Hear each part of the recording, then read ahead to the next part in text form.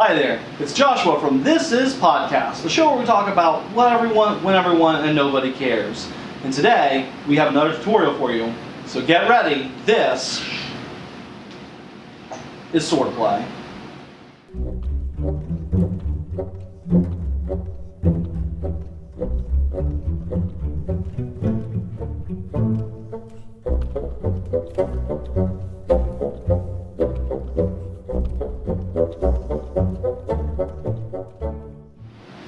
Alright, so let's get right into it. Today's video actually was a request from one of our subscribers, Blake the Fenian McBastard. Blake, thank you so much for your support, and this video is for you. And Blake wants us to talk a little bit about the fighting styles of the Cutlass or the Dutch Klewang. So let's get right into it. What is a Cutlass? Alright? A Cutlass generally is a curved, single-edged sword, and it's a derivative of a saber, something like this. Alright, and so from the saber you have lots of offshoots, light cavalry sabers, heavy cavalry sabers, infantry sabers, and we can move down to something like a cutlass. A cutlass is essentially a shortened saber. Instead of the usual 30, 33 inch, they're usually 24, 25 inch, somewhere in that range, and they tend to be heavier on the front end. Why? Well, I want that extra weight when I'm cutting to make sure when I hit my man I bring him down and keep him down. It also helps with some of the chopping up rigging.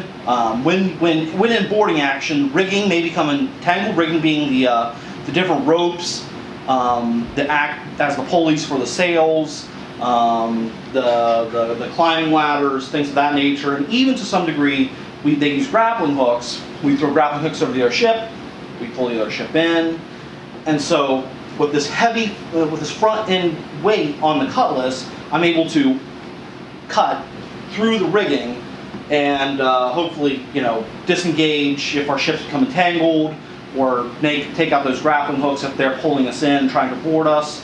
So the Cutlass was actually around a lot longer than the Dutch Klewang.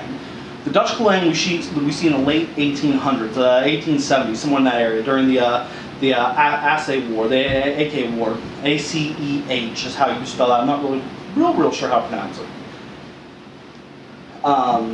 The war with Indonesia and Denmark and the UK. And so the Dutch, I said Denmark, and that's not what I meant to say.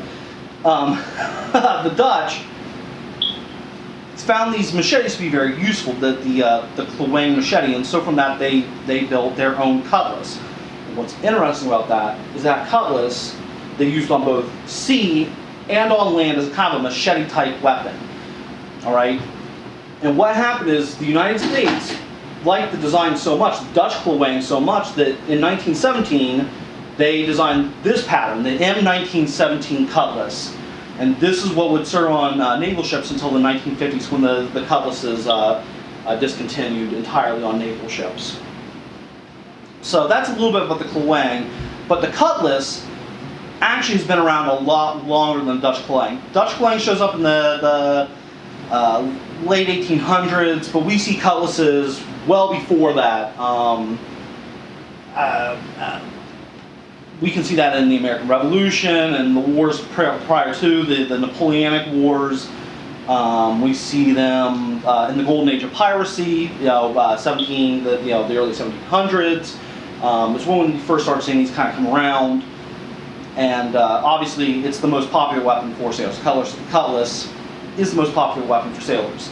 So we're going to get into a little bit about the fighting styles, and we'll talk about that a little bit. So I'm going to bring my brother Eli on. Let's get right to it. Alright, so here I am with my first mate and my brother Eli, and we're going to get right into this. So right away, just to plug a little bit, he is using the Hanwei American Revolution hanger.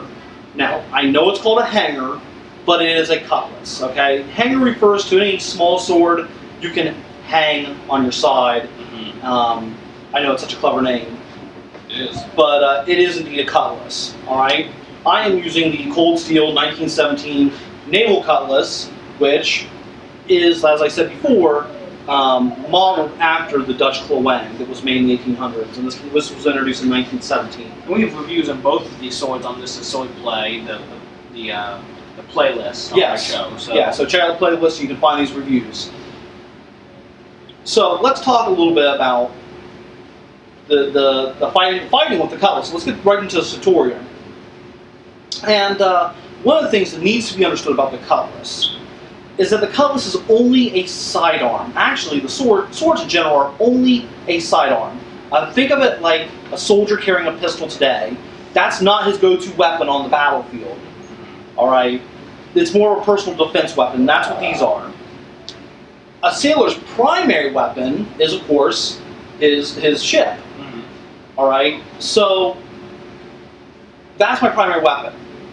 And everybody needs to know everybody's job.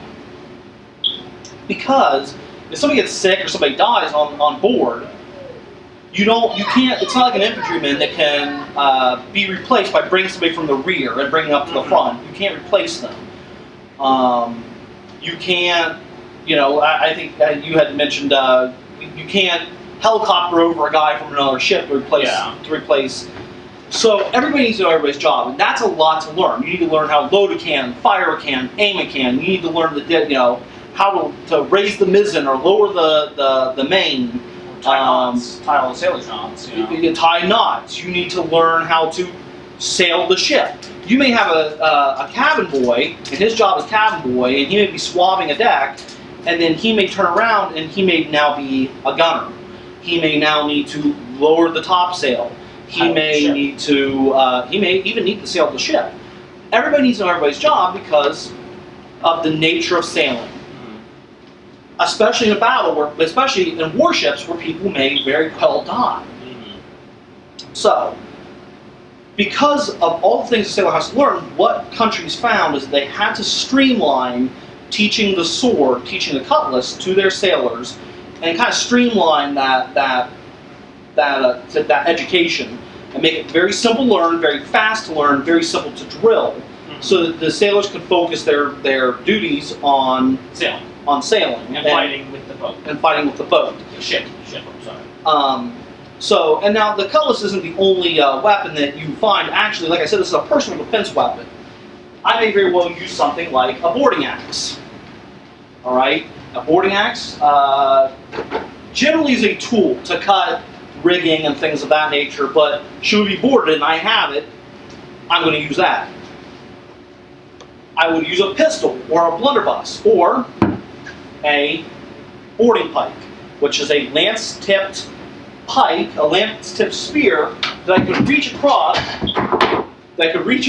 during boarding action and stab across the other guys. So this is for close quarters combat. So how do we fight? How do we streamline it? Well, all revolves around the riposte. All right, what is a riposte? A riposte is simply, if Eli will get in line here, a riposte is simply parrying the attack without moving. So, what I mean by that is, generally, when Eli attacks, I retreat on my parry, or I advance on my parry and try and take the power out of his cut. That's right. On a riposte, okay, it's a counterattack maneuver. He will attack. I will parry without moving. I do not move forward or back. I do not retreat or advance. And then I cut with my own cut from a stationary position. All right. It allows my opponent to come in close into my attack range, and allows me to dominate, to control the fight, and hopefully dominate the fight. So, all cutlass fighting, or the majority of cutlass fighting, we find in Napoleonic British cutlass fighting, and American cutlass fighting. We find that it generally revolves around the riposte. An excellent resource is the 1869 Navy Cutlass Manual, or as they call it a broadsword manual. And I will have a link to that right down here below. You can go to it. It's an excellent page. I think it's marineandnavy.org. And in it they have, it's a full manual. It's the full manual of how to learn cutlass fighting, or how they taught cutlass fighting. It's PDF printable too. So. Yes, it is. And they not only do they have the 1869 version, but they have the 1906 updated manual as well. So you can print both those manuals. They're an excellent resource. Like I said, the link is right down below. Check it out and print it out and use that as kind of a guide. So let's just get right into this, Eli. Let's talk about regard positions, okay? We find in Napoleonic British cutlass, most of the resources show them using a hang guard. A hang guard is this, all right? I have my arm in line with my shoulder, the tip points towards my opponent's left hip, all right? And this is a hang guard. High hang guard, I'm looking under the sword, and low hang guard, I'm looking over the sword, okay? So hang guard. The 1869 Navy manual that I just mentioned, so I had a link for, we see them in the manual. They talk about in tiers, which means an inside guard.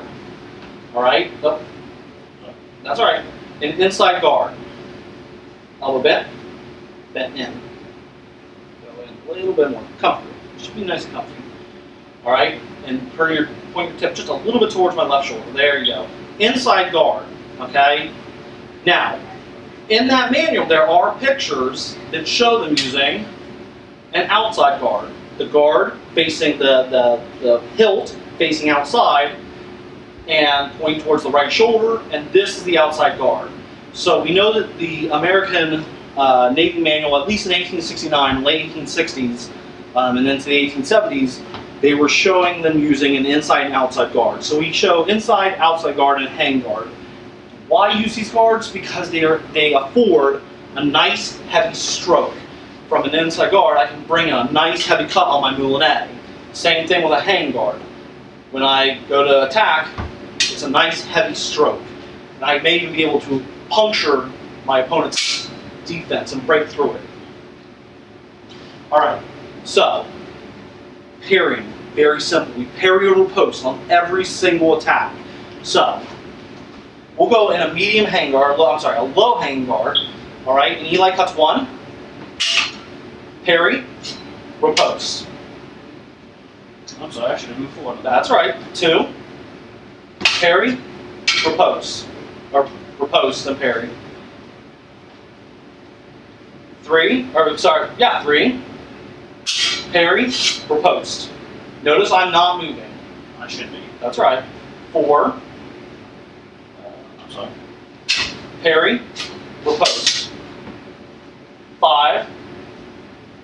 Parry, riposte. Six. Parry, riposte. Did I say five? Six. This is 7. 7. Sorry, I said 6. Okay, 7. Parry, riposte. All right. So this is the system they were taught. Parry, riposte. Parry, riposte. Not giving ground. Okay, I'm not retreating. And this is very important. Why is this important? Because a ship is incredibly cramped. It's very tightly packed. And so it's very hard to maneuver around, and I don't want to give ground. I give ground very long, and I'm going for any amount of time, and I'm going to find myself up against rigging, against the cabin. I may find my foot caught on something.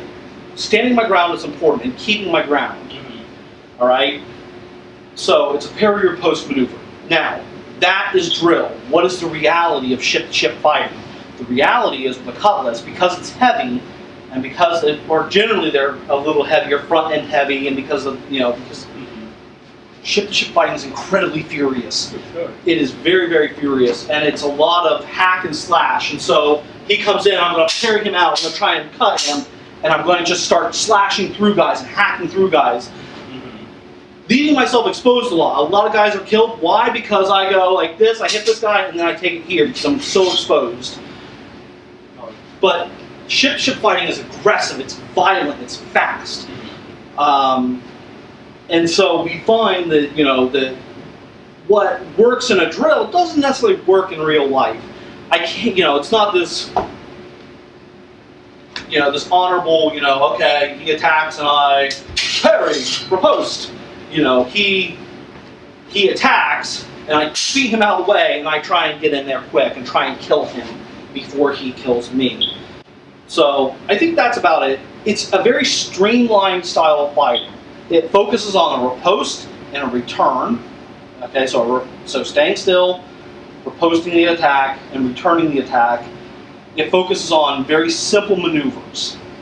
All right, and that is how you fight with the Cutlass. Now, coming up here soon, we do have a series of videos on Hutton's fighting style, on some of Hutton's parry and riposte drills. Watch those videos because those same maneuvers can be applied to the Cutlass. Because what is a Cutlass? It's a short, heavy-weighted saber. So there you go, guys. Hey, Eli, thanks a lot. No problem. And that's it. Yeah. So there you go, have it, guys. This is another tutorial for you. Blake, thank you so much for bringing this topic up. I hope you learned something. I hope you enjoyed this video. You know, we have a blast making these. So until next time, I'm Joshua. Have a great day, guys. Hey, guys. Whoa! Did you like what you see here? Check us out on This Is Podcast. And while you're there, go ahead and like and subscribe. There are little buttons right below. And don't forget to leave a comment. We want to talk about anything you want to talk about. If you have questions about today's video or any videos, just leave us a comment below, and we'll be happy to speak with you. Also, check out our Facebook. This Is Podcast. Thanks, guys.